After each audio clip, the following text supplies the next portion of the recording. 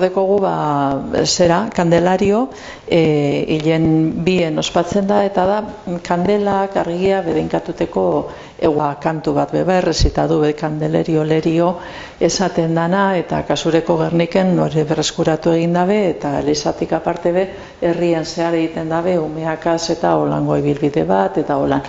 Lehen hau normala izaten zen, mesara doan jenteak hori kantetea. Eta hori zabal ibili da Bizkai osoan.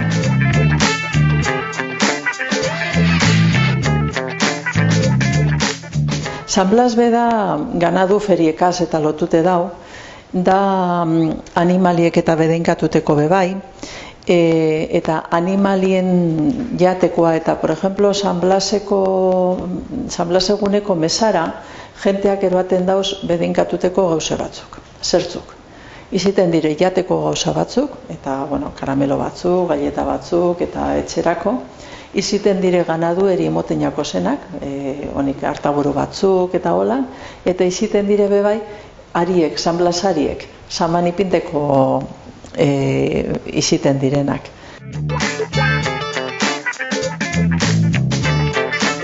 Oituria da gure herrietan, Santageda bezperan, kantu erronda bat egitea.